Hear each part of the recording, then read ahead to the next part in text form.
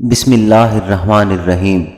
السلام علیکم ناظرین آپ دیکھ رہے ہیں ہمارا YouTube channel voice of Asif official. ناظرین آج کی ویڈیو میں ہم آپ کو قارون کے خزانے کے حوالے سے بتائیں گے اور ہم آپ کو بتائیں گے قارون کا انجام کیا ہوا تھا۔ ناظرین دنیا کی تاریخ میں بہت سے ایسے بادشاہ اور فرعون گزرے ہیں جن کے پاس مال و دولت کے بے شمار انبار تھے، لیکن جب بات کی جائے قارون کے خزانے کی تو ان تمام تر بادشاہوں اور فرعونوں کے خزانے قارون کے خزانے کے آگے کچھ بھی نہیں ہیں۔ ناظرین قارون کے پاس کتنا خزانہ تھا، اس کا اندازہ اس بات سے لگایا جا سکتا ہے کہ آج کے دور میں تمام دنیا کی مال و دولت اور تمام خزانوں کو جمع کیا جائے اور اس کا موازنہ کیا جائے قارون کے خزانے کے ساتھ، تو تمام دنیا کی دولت اور خزانے قارون کے خزانے کا ایک معمولی سا حصہ بنتے ہیں، بلکہ قارون کے پاس اس سے بھی کہیں زیادہ مال و دولت اور کہیں زیادہ خزانے تھے۔ حقیقت میں قارون کون تھا اور اس کے پاس اتنا خزانہ کہاں سے آیا، اور پھر اس خزانے کا وبال اس قارون پر کس طرح پڑا، اور اس نے کس طرح اللہ تبارک و تعالیٰ کی نافرمانی کی، اور پھر اللہ تبارک و تعالیٰ نے اس کو کس طرح زمین کے اندر اسی خزانے کے ساتھ غرق کر دیا۔ ناظرین روایات میں آتا ہے کہ قارون بہت ہی خوبصورت آدمی تھا جو حضرت موسیٰ علیہ السلام کا چچا زاد بھائی تھا۔ وہ بنی اسرائیل میں تورات کا بہت بڑا عالم تھا اور یہ با اخلاق اور ملنسار انسان تھا، لیکن بے شمار مال و دولت کے آتے ہی ایک دم سے بدل گیا اور حضرت موسیٰ علیہ السلام کا بہت بڑا دشمن اور مغرور ہو گیا۔ ناظرین اس کے پاس اتنا خزانہ تھا کہ 70 اونٹ اس کے خزانے کی چابیوں کو لے کر چلا کرتے تھے۔ بعض روایات میں آتا ہے کہ قارون لوگوں کو سود پر مال دیا کرتا تھا، جس کے بدلے میں وہ لوگوں سے 2 گنا وصول کرتا تھا۔ اسی طرح آہستہ آہستہ یوں ہی وقت گزرتا گیا اور اس کے پاس کثیر تعداد میں مال و دولت جمع ہو گیا اور یہ مصر کا امیر ترین شخص بن گیا۔ ادھر جب اللہ تعالیٰ نے زکوٰۃ کا حکم نازل فرمایا تو حضرت موسیٰ علیہ السلام نے اس کو زکوٰۃ دینے کا کہا، تو اس وقت اس نے حضرت موسیٰ علیہ السلام کے روبرو یہ عہد کر لیا کہ وہ اپنے تمام خزانوں میں سے 1000واں حصہ زکوٰۃ کا نکالے گا، مگر جب اس نے مال کا حساب لگایا تو یہ ایک بہت بڑی رقم بنتی تھی۔ یہ دیکھ کر قارون پر ایک دم سے لالچ اور کنجوسی کا بھوت سوار ہو گیا، اور نہ صرف خود اس نے زکوٰۃ کا انکار کر دیا بلکہ بنی اسرائیل کے لوگوں کو بھی بہکانے لگا اور بنی اسرائیل کے لوگوں کو کہنے لگا کہ حضرت موسیٰ علیہ السلام زکوٰۃ کے بہانے تم لوگوں کا مال ہتھیانا چاہتے ہیں اور تمہارے مال و دولت پر قبضہ کرنا چاہتے ہیں۔ اسی طرح اس بدبخت نے بنی اسرائیل کے لوگوں کو حضرت موسیٰ علیہ السلام کے خلاف بھڑکانا شروع کر دیا، یہاں تک کہ حضرت موسیٰ علیہ السلام سے لوگوں کو دور کرنے کے لیے اس بدبخت نے یہ چال بھی چلی کہ ایک عورت کو بہت زیادہ مال و دولت دے کر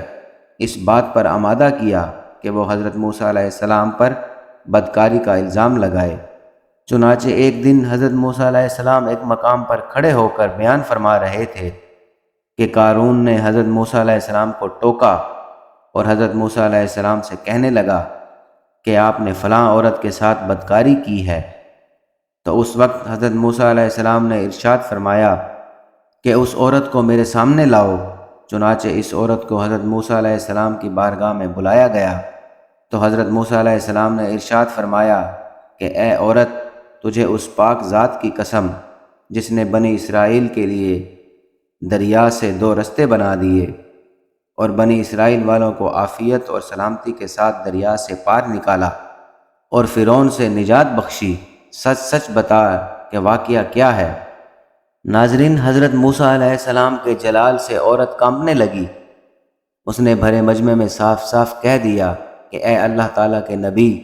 مجھے قارون نے کثیر دولت دے کر آپ پر بہتان لگانے کے لیے آمادہ کیا ہے۔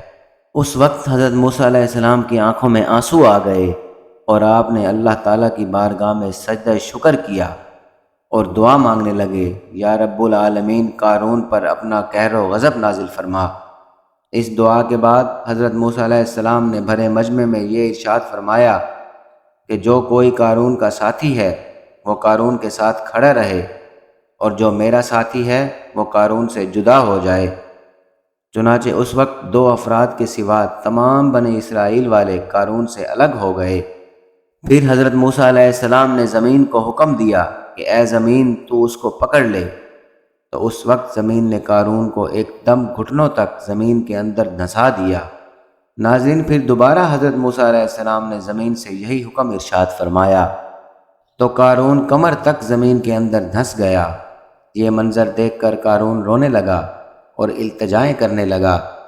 اور اپنے رشتہ داری کے واسطے دینے لگا، مگر حضرت موسیٰ علیہ السلام نے قارون کی طرف کوئی توجہ نہیں فرمائی، یہاں تک کہ یہ بدبخت مکمل طور پر زمین کے اندر دھنس گیا۔ اس وقت وہ 2 آدمی جو قارون کے ساتھی تھے، وہ لوگوں سے کہنے لگے کہ حضرت موسیٰ علیہ السلام نے قارون کو زمین کے اندر اس لیے دھنسایا ہے تاکہ حضرت موسیٰ علیہ السلام قارون کے خزانوں پر قبضہ کر سکیں۔ تو اس وقت حضرت موسیٰ علیہ السلام نے اللہ تعالیٰ کی بارگاہ میں یہ دعا کی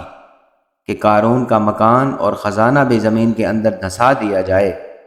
تو اللہ تعالیٰ کے حکم سے قارون کا مکان اور خزانہ بھی زمین کے اندر دھنسا دیا گیا اور قارون کا سب کچھ زمین کے اندر غرق ہو گیا، جس طرح کہ اللہ تعالیٰ قرآن پاک میں ارشاد فرماتا ہے، اور جو بخل کرتے ہیں اس چیز میں جو اللہ تعالیٰ نے انہیں اپنے فضل سے دی ہے، ہرگز اسے اپنے لیے اچھا نہ سمجھیں بلکہ وہ ان کے لیے برا ہے۔ ان قریب وہ جس میں بخل کیا کرتے تھے، قیامت کے دن ان کے گلے کا طوق ہوگا، اور اللہ ہی وارث ہے زمین اور آسمانوں کا، اور اللہ تعالیٰ تمہارے کاموں سے خبردار ہے۔ ناظرین، اس طرح قارون نے اللہ تعالیٰ کے حکم کی نافرمانی کی اور زکوٰۃ دینے سے انکار کیا اور حضرت موسیٰ علیہ السلام کی شان میں گستاخی کی،